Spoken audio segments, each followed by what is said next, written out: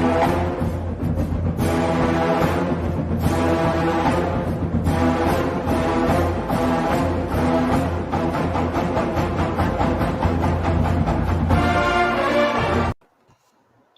everyone. I'm Shelley, Lyle. And I'm Brian Avery. And welcome to Voices from the Field, a podcast brought to you by the Department of Sport Management at the University of Florida. This podcast was created to share the career journeys of sport industry professionals. Our hope is that you learn the ins and outs of different sport industry professions. We are excited to be with all of you this week and with our special guest, Brandon Curran. Brandon is the Vice President of the NBA Player Marketing and Business Development at Catalyst Sports and Media. So Brandon double majored in business administration and communications and media at the University of California in Berkeley. He has completed multiple internships with companies such as Creative Arts Agency, CBS Interactive, and IMG. He worked for the Golden State Warriors in activation and game day operations. He also worked for Community in strategy and business development and Relativity Media as the assistant to Happy Walters before taking a position with Catalyst Sports and Media. Brand is currently the Vice President of NBA Player Marketing and Business Development at Catalyst Sports and Media and the founder of Social Chair. Welcome. Awesome. Welcome. It's great to be here. And I love that introduction. It got me pumped up. Good. That countdown will get you, right? With the fight song and everything. That's great. Well, Brandon, we're so excited to have you and can't wait to hear kind of your career journey. We know with sport agents and working in a sport agency is so coveted, I think, in our world of academia. There's a lot of students interested in your field, even just the marketing piece of it. So we're so excited to hear a little bit more. So if you want to start with just sharing your career journey, maybe starting with college and then how you knew you wanted to be working in sports in the sport agency world in particular. Yeah, so it actually started in high school. So I grew up in Los Angeles playing high school basketball, and this was a time when Los Angeles was really going through like a renaissance in terms of their players. So I played against guys like Drew Holiday, DeMar DeRozan, Solomon Hill, and this is when you had guys like Russell Westbrooks and James Hardens and Klay Thompson. So it was a really good time, and that's when I kind of really fell in love with the space. And then I realized, well, I'm not going to be able to go to the NBA. So what is my next best option? And that's like, oh, I'll just work at a sports agency. And I really didn't know what that meant at the time. I mean, this was way back when like Entourage was on TV. So everyone kind of had the understanding what an agent does, but the sports agency realm outside of Jerry Maguire was really not that well established. So I went to school in the Bay Area at UC Berkeley. I double majored in the undergraduate business school there and in media studies, and quickly kind of learned the coursework I was learning there. Was a lot of classes like financial accounting, managerial accounting. And I was like, well, for what I want to do, this isn't going to be like the most useful information. So I was like, okay, I need to kind of just dive right in. So I immediately started working for the Cal Athletics department. That was a really good experience. And then that led to something with the Golden State Warriors, which I would do during the nights, during the week. So I would basically take the BART down to Oracle Arena. And it was funny because I would get paid for it, which was cool, but I would make like $40, but then the train ticket cost $5. And then I would have to eat dinner there, which was a hot dog. So that was another $5. So I netted about $30 again. But in college, you're definitely not complaining about that. And then after that, I did my first internship at a traditional agency where I interned at CAA in their sports group. CAA is the largest sports agency. They started as a talent agency kind of way back in the 70s, actually. And they're one of the largest names. And that was a really good experience because they do all the major sports. So they do NFL, they do MLB, they do NBA, they do hockey, they do golf, they do tennis.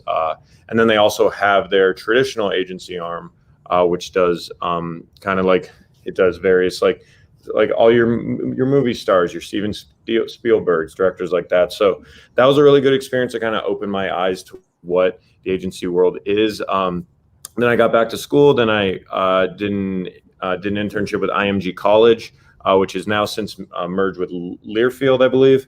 But this was IMG, so that was cool because I got to work in like sponsorship management. So I essentially would do recap reports for the college teams, and that really gave them a lot more insight. And then I worked, and this was something I was actually really I did was I worked for CBS Interactive. So this was my first non-sports internship, and I really do stress that to people because oftentimes when you're so focused on one area, it's all you do in terms of an experience. And that works for other jobs, but sports is so small and so hard to get a job in that it's really kind of a risk to put your eggs all into one basket. So there were times when I had doubt in my career. I was like, am I actually going to be able to get a job in sports? And then I was like, well, it's kind of hard to pivot now, because when you take a look at my resume, it's sports, sports, sports. But I had this internship, which was in strategic partnerships and business development, which was a really good experience. And then after graduation, I worked at Wasserman in their brand management group. So worked with companies like Microsoft. That's when Microsoft first signed a deal with the NFL. That was a really good experience. And it was kind of outside of what I'd done on the player side. That's more so where you work with the brand. So like, I'm the agency of record for Microsoft. I'm actually deciding who we sponsor in terms of the NFL, what players we work with. And then from there, it was an interesting journey. I interviewed in February for a job at what was called Relativity Media at the time with the CEO, and I actually didn't get it. And I was pretty bummed about that. But then the HR person was like, oh, I'll keep your resume on file. And like, we've all heard that a million times, and it usually doesn't go anywhere. And then they actually did keep it on file.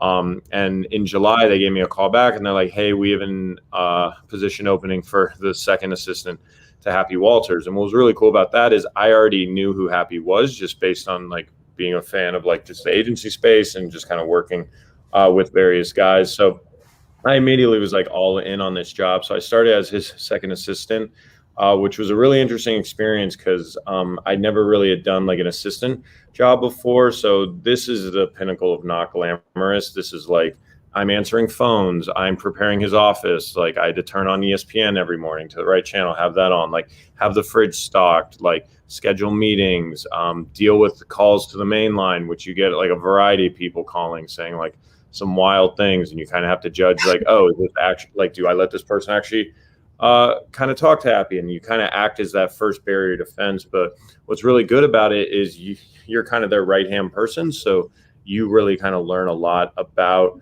who should be answering calls, who shouldn't, who we're recruiting, what's the dynamics between the different agents at the company. So that was a really good but hard experience. I always tell people like the one thing that always stuck with me is like his Starbucks order, and that's a venti skinny vanilla latte with an extra shot. And like, I will forever have that tattooed in my brain, because I used to have to go get that every day. And while I was in the middle of this job, I kind of realized this is actually pretty scary, because if I don't, if I lost this job today, I can only be an assistant somewhere else. So I need to learn hard skills to actually kind of differentiate myself. So I learned more about like PowerPoint and kind of building presentations and all that. And that helped me with recruiting. And then when we left to start Catalyst, I had hard skills to kind of fall back on. And when he no longer needed 2 assistants at the time, he just needed 1. I was like, okay, I'm ready for this next role. And then from there, I really just kind of took it in stride. So I started doing all of our NBA player marketing, and that was really small initially, like doing car dealership deals and small things like that with like Panini. And then I just kept reaching out and networking, and this is what it really came down to. And then I started working with guys like De'Aaron Fox, Lonnie Walker, Landry Shamet, Amar'e Stoudemire, and those are really good experiences. And today I work with guys like Marcus Smart, John Wall, Iman Shumpert, Spencer Dinwiddie, Romeo Langford, RJ Hampton, and more. So I essentially handle all their NBA player marketing and everything they do off the field, or off the court. So anything outside of their on the court is what I focus on. So that's getting them partnerships deals with companies like Robinhood, CashApp, Chipotle, State Farm, Kellogg's, kind of any company you can think of. And then also like investment opportunities or building media properties for them as well. So for like De'Aaron Fox, I helped build his YouTube channel to about 255,000 subscribers. That was one of the hardest things I had to do. That took probably about 1.5 years. And I would say YouTube is a very hard medium to build, but it can be very worth it. We ended up selling a show to CashApp. So it was kind of like a day in the life type show or an interview type show, and that got sponsored by CashApp. So it ended up being worth it. But yeah, that's essentially my job and kind of a truncated version of my journey. But we'd love to dive in deeper about any specific questions related to that. Yeah, sure. There's so many things. I remember looking at as I'm creating your bio, I'm like, how many internships did Brandon do? I But think it was 11. It was ridiculous. I clearly did not list them all. I was like, he's done multiple. I Yeah. just highlighted a few, but I think it speaks to your work ethic though, right? Because they weren't all year-long necessarily internships, but they were strategic in that you did in sport agencies when you could, and you also got into outside brands so you could diversify, which is really cool. So I am curious, we do have students interested in organization, sport agencies to do internships.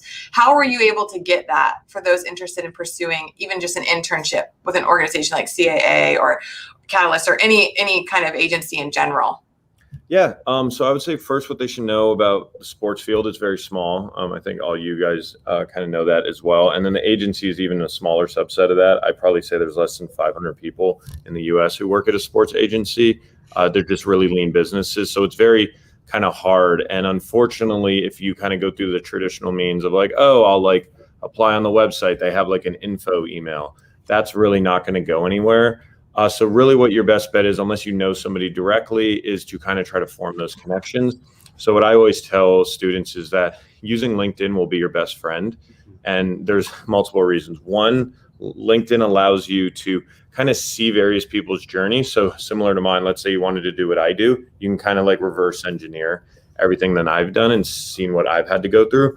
And then also it really gives you a network. So let's say there's a specific agency I want to work for example. I can type that in on LinkedIn, and I don't work for LinkedIn. I know I sound like I work for LinkedIn. I don't, but they've literally it's a really useful platform. But you basically can type in whatever company you want to work for, and you probably don't have a first degree connection. First degree meaning you know someone directly who works there, but you maybe have like a second or a third degree.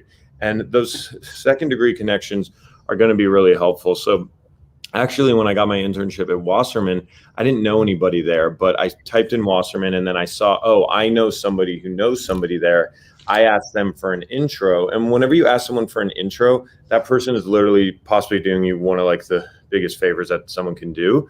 So you really want to make their life as simple as possible. So have send them an email, say everything you are, attach your resume to that, make it so they can just forward that email to the person, and don't make them have to like summarize your background or kind of have to do anything like that. So I saw somebody on there, and I was able to connect with them in January of my senior year. And it was like, it was not even about the internship. It was just about introduction and kind of keeping in touch. And I would say that's a really good strength, is you don't want to just lead with, hey, I want something from you.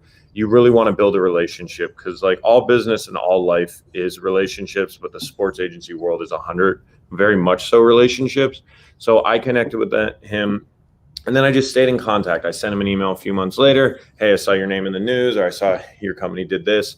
And then when the time came for when the internship opened, then I don't have to go through the traditional like portal or the website or where everyone else goes.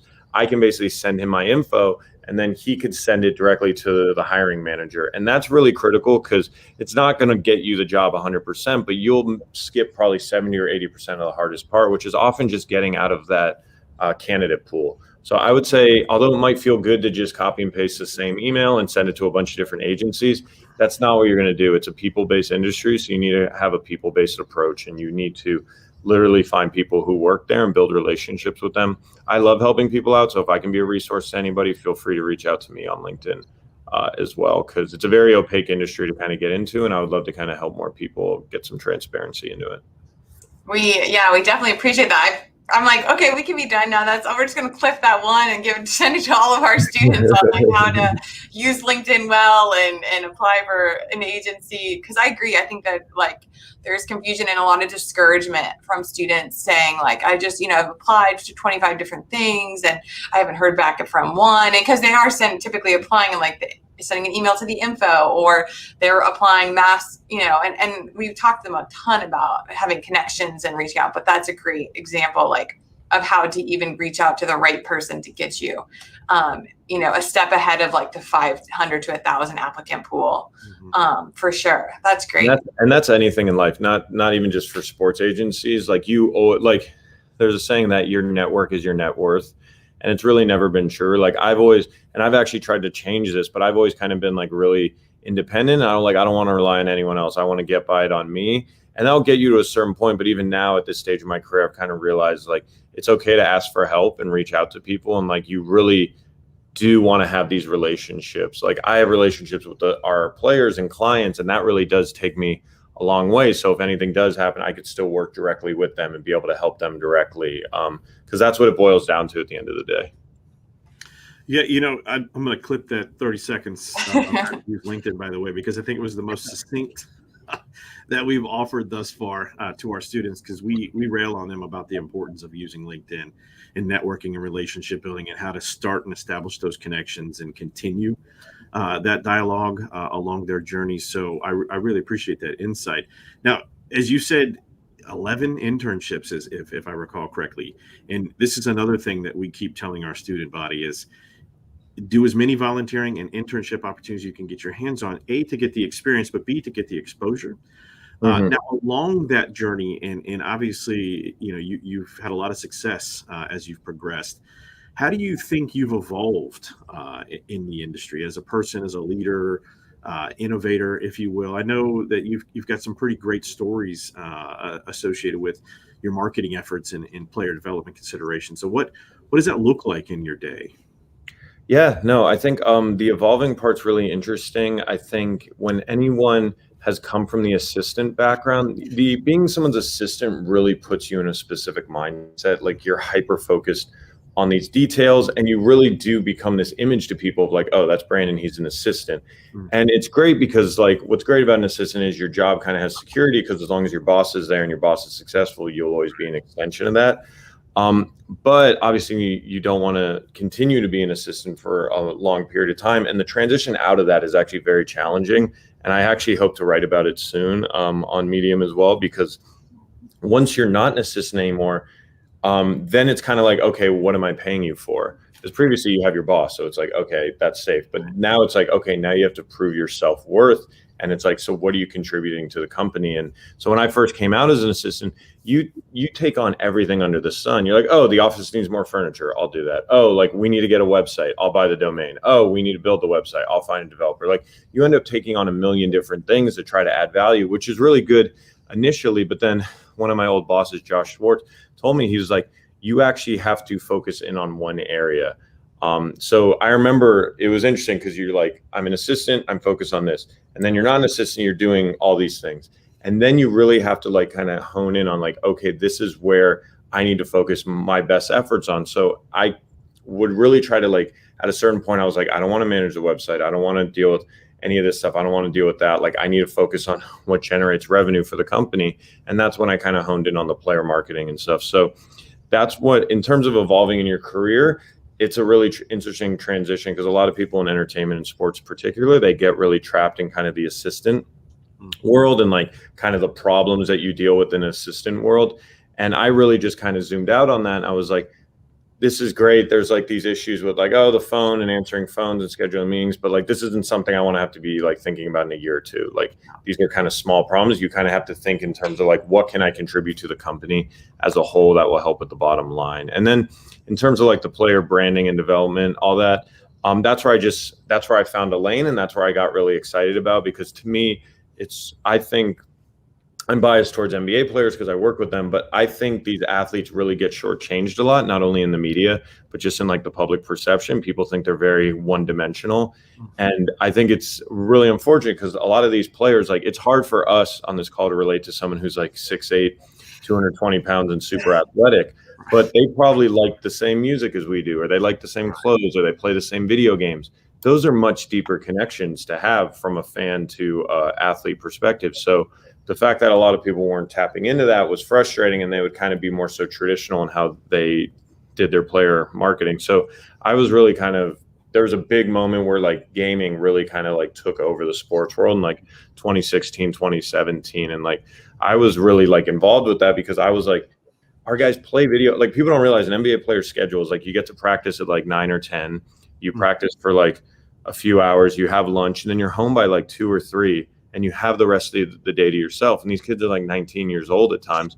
They're playing video games 5 hours a day. Like that is like, besides basketball, that is like their second thing. So they're very authentic, like video game players, and can be very authentic ambassadors. So I really try to take a personal approach to the players because every guy's unique. They all have their own interests and personalities. And I really enjoy doing something that they're passionate about and would honestly do for free. Obviously, we don't want them to do it for free, but they would do it for free. And then just build out a whole opportunity around that. So, and that's a variety of things. That could be like a Romeo Langford or a Marcus Smart. They love Chipotle. So like creating a partnership around that is always fun. Or a guy like Spencer Dinwiddie, like he's super big into crypto. So doing something like that with Coinbase. Or Iman Shumpert, who's super big into fashion. I got him a show on Bleacher Report that was sponsored by Gap. And it was all about him being a fashion stylist and didn't mention him at all as a basketball player. And I think that's what's really cool because it's like them being a basketball player, yeah, that's what they're initially known for, but they actually have so many more redeeming qualities. And it really helps them when their NBA careers end. And then they have these opportunities and they have these lanes where they're not pigeonholed into like, oh, you're just a basketball player. Oh, you're not on a team anymore. Well, then you're not a basketball player. You don't have an identity now because now guys can have these other areas to fall back on. No, that's perfect.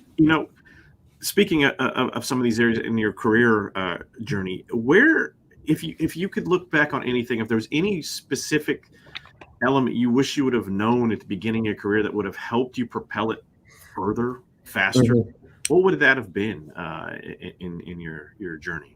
Yeah, so the big thing I always talk about is I worked at too many agencies. And I think that was a very simple mindset of like, I want to work at an agency. So 1 is better than 2, 2 is better than 3, 4 is better than 5. But then when you kind of think about it, it's actually not it's not the best value add for an agency. So let's say I've done all these internships at various agencies. I make all these great connections. That's great from the perspective of me trying to get a job one day and diversifying. But once I'm trying to get that job, those relationships aren't useful. Like if I'm trying to work at like an IMG and I previously worked at CAA, what am I going to be like? Hey, do you want an introduction to your competitors?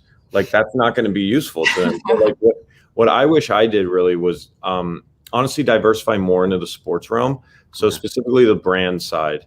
So there's actually someone who reached out to me on LinkedIn. His name's Sonny Piplani. He's probably one of the best interns I've had. He just incessantly hit me up on LinkedIn, and he had a really good experience where he worked at Li Ning, the Chinese shoewear company. And he has agents reaching out to him to this day who want connections to Li Ning. And that's a really powerful connection to have. So like when you work on the brand side, you in theory have a connection to bringing in revenue for a player. So if I wish I worked at a series of brands that activated within the sports space, because then I could go to an agency, I'd be like, oh, look, I can get your XYZ client at least an introduction and at least something there. And that's a good value add to the agency. So I wish I just diversified more to kind of just not be so like focused on working at an agency, because I think that would have made me a more holistic employee to offer to an agency. Yeah, no, that makes good sense. All right, thank you. Well, and I feel like it sounds like you've learned to almost specialize in what you're offering, like your branding or marketing. So like that's where you're expanding. Whereas like instead of just a general broad, I want to work for a sport agent, you've chosen like, because this is your like specialty in the agency, now you get to kind of go and be more niche, which sounds like it's appealing to agents because you offer things that maybe like a broad person who's experienced an agency won't have. Because it sounds like, I could be wrong, but you have connections with certain different organizations when you are marketing that like, so when you go somewhere, like you know those people and you can connect your athletes with them. Oh yeah. So like when we were recruiting Romeo Langford, I was like, it was in our presentation, like, and I really am not the type of, I never want to overpromise. I actually feel bad about that. And it probably does hurt my career, not hurt my career, but it does hurt me to a little extent where I probably could say, because I don't like saying things, hey, this is going to happen. I don't like saying that because until it happens, I don't want to like, talk about it because I just don't want to overpromise and underdeliver. But for Romeo, I was like, hey, we've done a series of deals with Chipotle previously. I know you're a big Chipotle fan. I will work tirelessly to try to get you a deal with Chipotle. And I was able to do that several times, and he was able to get the Chipotle celebrity card, which the players just love because they get to go to a Chipotle every day and eat for free. Guacamole included. So it's like a $5,000 value. But yeah, you really want to be able to have something tangible. And I think that's with anything in a career is just like don't get so caught up in like the theoretical, or like even if you're at an internship that's useful, like you want to have specific takeaways from that. Like don't just have like, oh, I learned this lesson. Like have these 3 connections that you made, or maybe while you were working for the athletic department, you made a connection at one of their partner sponsors, and then you like built that relationship. Like there's a lot of things in retrospect I could have did better, but I mean, at the time I was like 19, so who knows what I was thinking. So well, you've done well so far, so I think you're all right. What okay, and speaking of people, and who are 3 people who've been the most influential to you in your career journey, and why? Yeah, I would say the first is Happy Walters, obviously, who I started as an assistant, as my boss. He really kind of helped me just pull everything together, and then he also gave me the opportunity to kind of start doing this player marketing. So how it worked out is the person who was in charge of our player marketing had just left the company, and no one ever said, hey, Brandon, like you're going to take this over. And it would probably have been an overstep because at that point I'd only done like some local car dealership deals, and I hadn't even done a paid deal at that time. But he really saw in me, in my work ethic, and saw like, okay, this is a good time to give Brandon this opportunity. And I kind of just took the opportunity and ran with it, and just kind of just worked incessantly on it. Another person I would say who's very influential was Amy Ross, who is Happy's assistant and who actually hired me as a second assistant.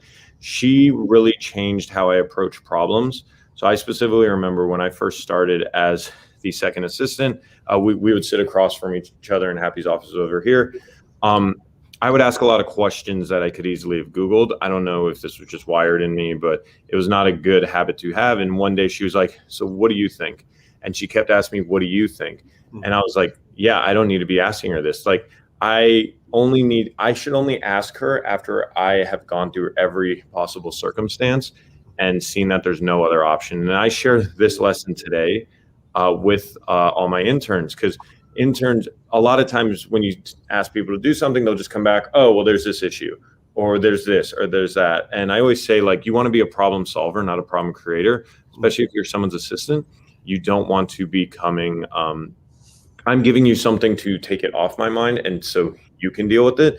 I don't need you coming back and interrupting my workflow or whatever, being like, oh, well, here's the issue with this, here's the issue with that. Like, there's always going to be a million things in life. There's always going to be a million reasons in life to not do something. And if you're the kind of person who finds a reason to do it, you're going to get exponentially farther. So Amy was really influential on that way, and really just changing my mindset and basically being like, I need to find every way to do this on my own. And if I really, really can't, it will pain me to have to ask her how to do it, because she knows how to do everything. But I don't want to have to do that and have to bother her because she has everything else that she's working with. And then outside of that, I would say my third, probably just my dad, just for like the work ethic. He kind of instilled in me from a young age, and just trying to be able, just continuing to like work hard and really like perseverance and not give up. I don't think I'm a particularly like smart person, but I think I do work really hard. And I think that's really what's going to separate people. It's similar to an NBA player. Like, you could be super talented, but once you're at the NBA level, it's all about how hard you work. And if you want to actually stay there, you're going to have to work hard. You can't just get by off talent. So that, and just having a perseverance in me to just not be built to like give up on things. Because in my job, I probably get denied 9 out of 10 times, or I get ignored. And I always say you count your wins, not your losses. So you need to just kind of keep going and not get frustrated. No, it's great advice. You know, speaking of like your career trajectory and all that, and agencies in general, how have you seen the industry grow and change, and what do you think the hot topics on the horizon might look like?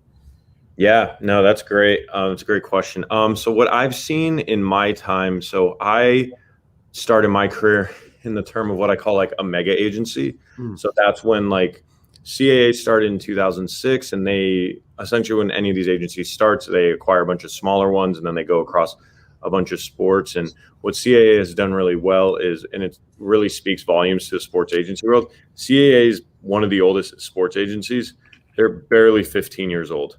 And that just shows you kind of the nature of the sports agency business in terms of like how the agencies run and the careers and everything, and like the fact you're able to keep something together that long.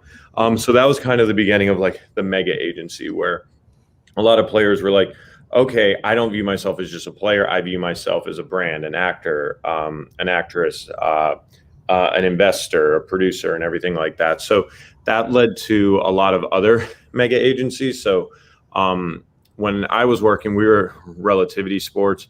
Relativity Sports at the time was the second largest agency behind CAA. So we had like 400 clients across baseball, basketball, and football.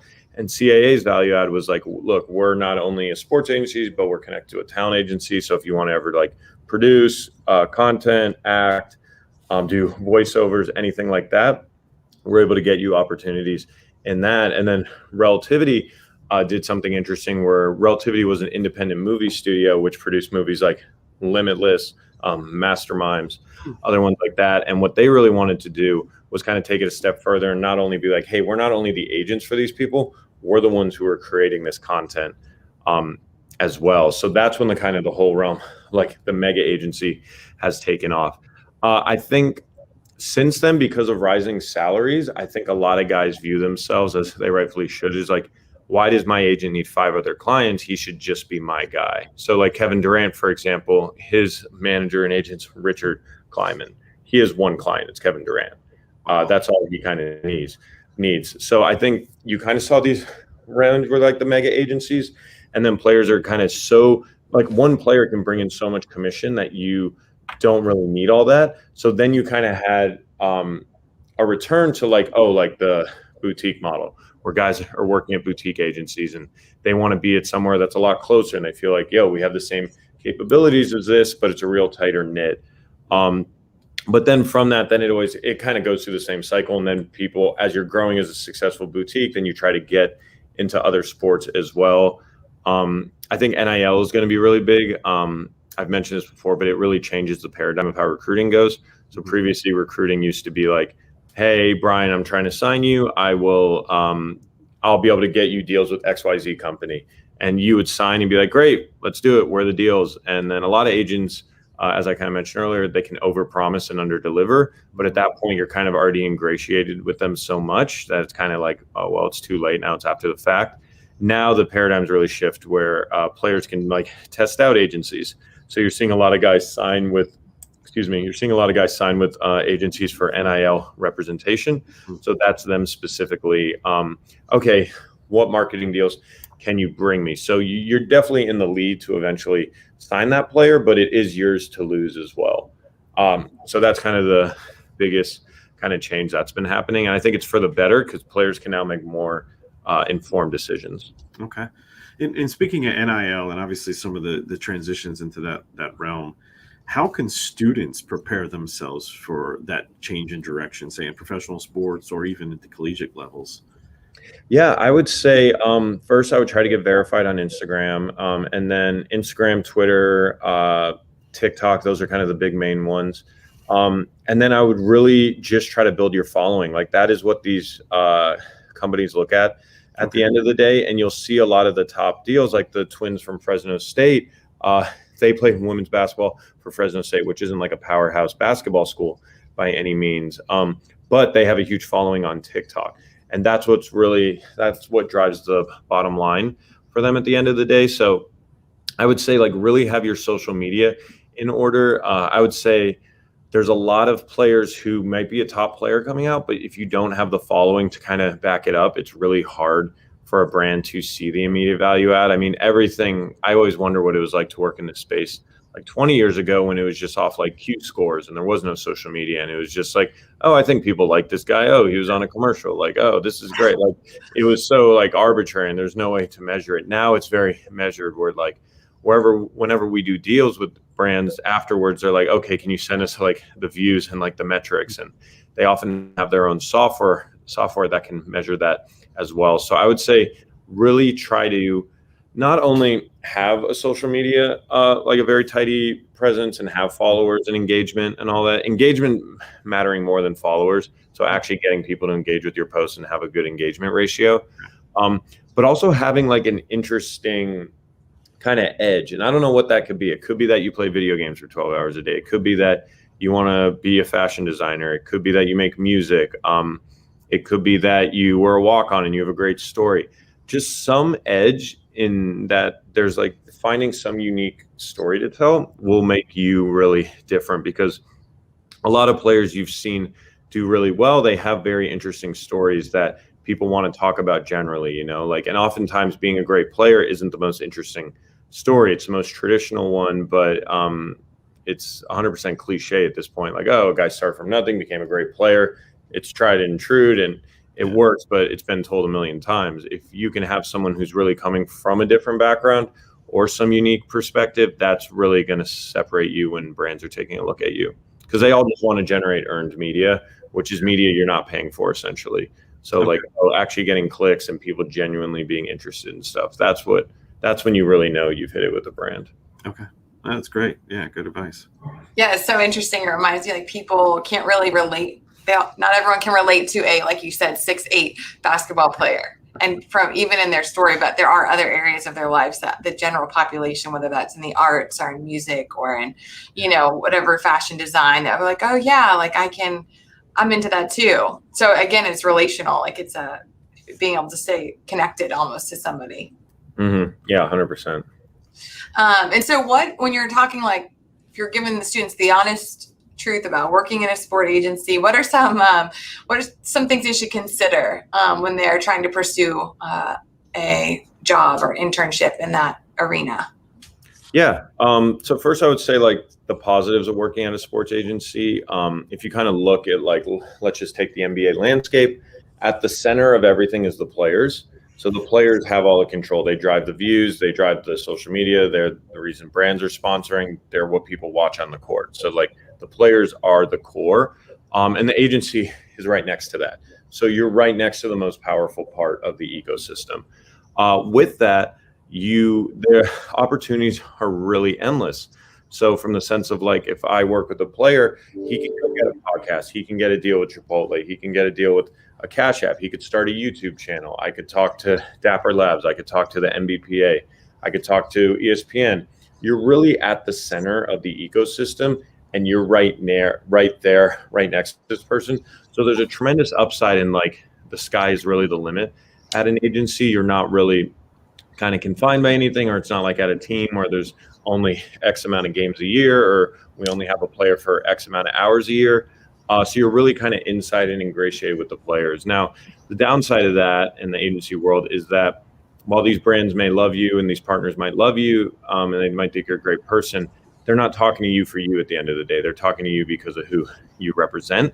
So if you no longer represent that person, then you really don't have a lot of value to them. So there's very high ceilings, but there's very low floors in the agency space. And the agency space is incredibly competitive and tough. I don't know there's essentially two sides to it. There's the player marketing, which I do, and then there's the player agent side.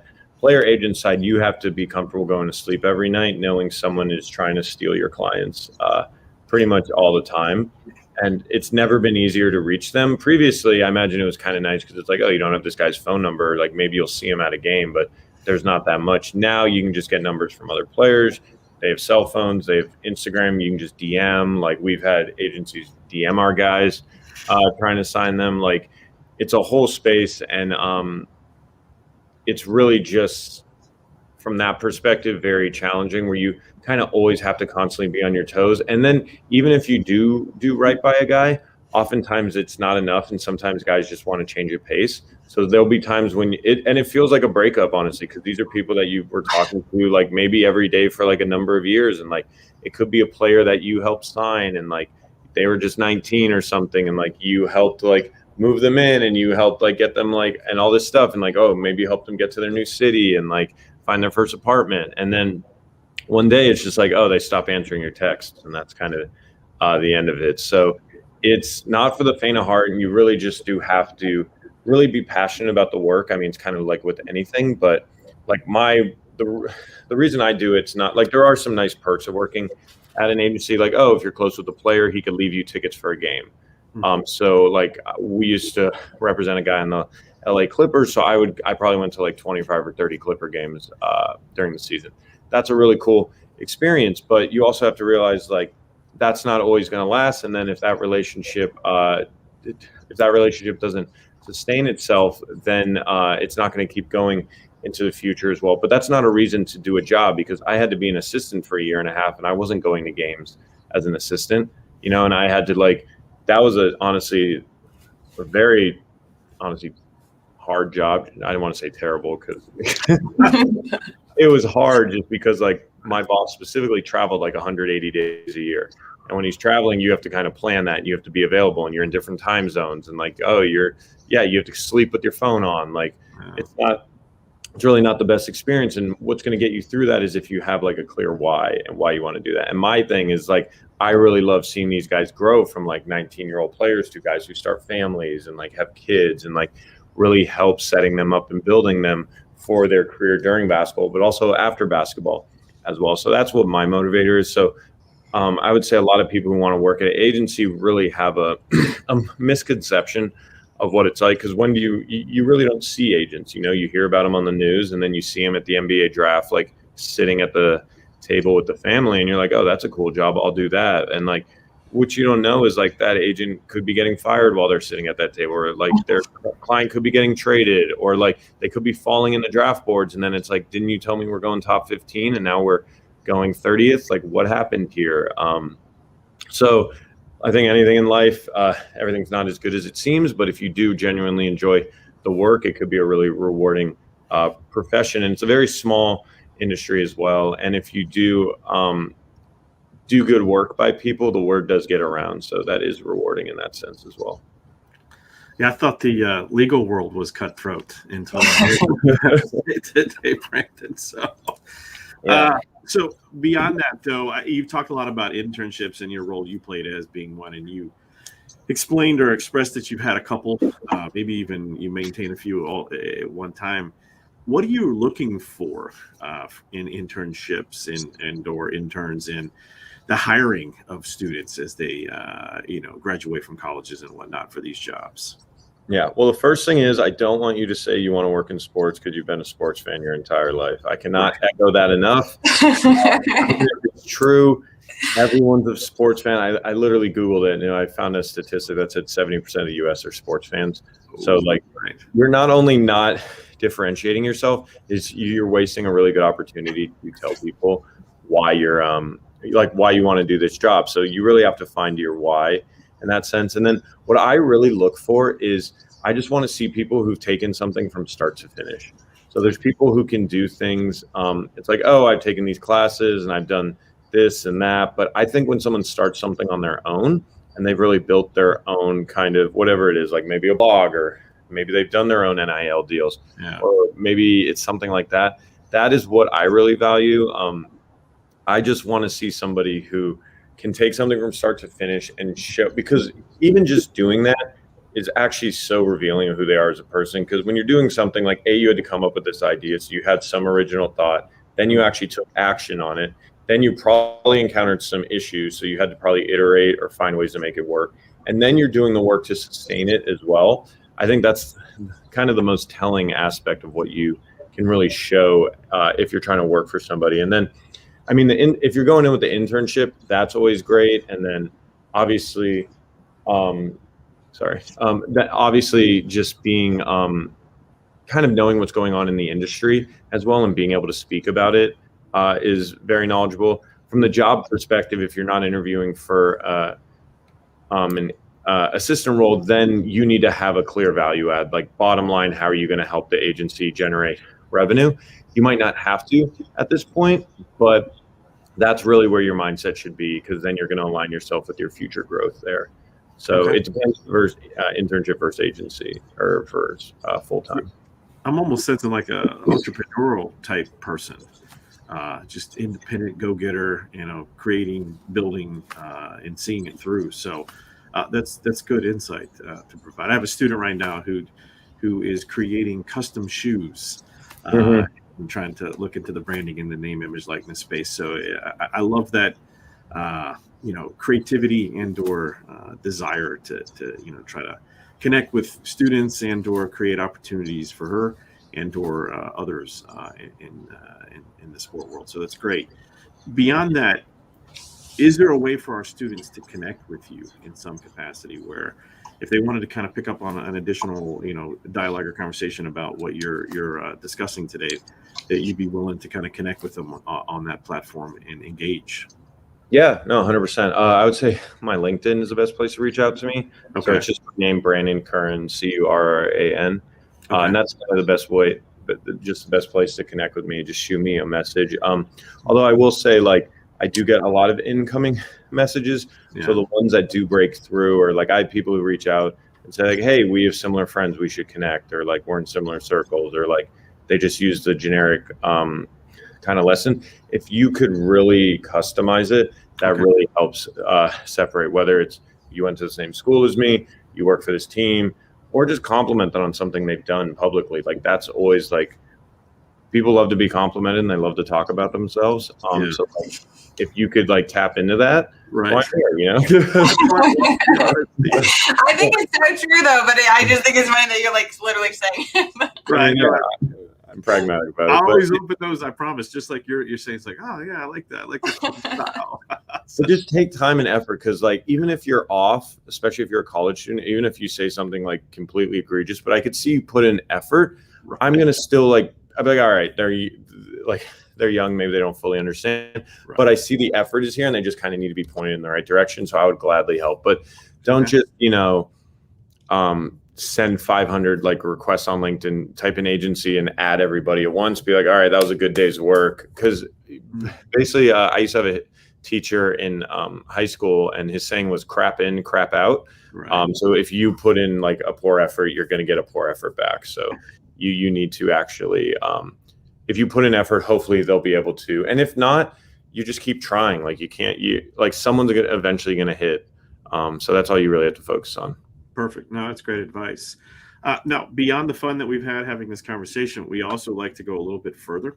And we have this rapid fire Q&A session that we do just to kind of get to know you. And now, I promise it's chock full of lighthearted questions, so no worries. I'm going to hand it over to Shelley. Okay, yes. So I didn't send you these because we typically don't send them to our guests. It's only 1 minute. You can pass on any question. And it's kind of one of those, whatever comes to the top of your mind when I ask the question. But I'm going to set a timer and we're just going to see how many you get through. Are you ready? Awesome. I'm going to call my PR person first about this. We'll edit out anything you need. I'm kidding. No, that's great. Okay, here we go. When you were little, what did you want to be when you grew up? An NBA player. Favorite sport to play? Basketball. What's the worst haircut you've ever had? A bowl cut. Name 2 daily habits. Drinking a lot of water and eating salad. Favorite zoo animal? Ooh, lion. First job? Oh man. I was a camp counselor at a summer camp near my house, which is a very stressful job. Mountains or beaches? The mountains when they lead into the beach. So very LA specific answer. Okay. LinkedIn or Twitter? LinkedIn. Favorite type of food? Is a salad a type of food? I guess not. No, it is. Yeah. And favorite holiday? Last one. For drinking 4th of July, for not Christmas. Perfect. There you go. Good. Those are well done. Very California-esque answers. Yeah. I definitely have another favorite food besides a salad. I regret that one. No, that's fair. That's fair. So, Brandon, it's been a real pleasure. We appreciate you joining us today and taking the time to share your professional endeavors. I am certain that University of Florida Department of Sport Management, our students, faculty, and/or alumni appreciate and value your thoughts. With that said, please follow us on Twitter, Instagram, Facebook at UFSPM. We are your hosts, Brian Avery. And Shelley Lyle. We like to close with a little Go Gators, right? We are Gator Child. There you go. Not to mention, Brandon, you're the first to be in our podcast studio. As you can see behind, you've got the UFSPM logo. So, we are not in it together at this point. Not yet. Shortly after COVID, but yeah. So thank you again, Brandon, for joining us today. I appreciate it. I'm excited to connect with some of the students. Perfect. No, and I'm sure they're going to be very excited to connect with you. So, All right. Thank you.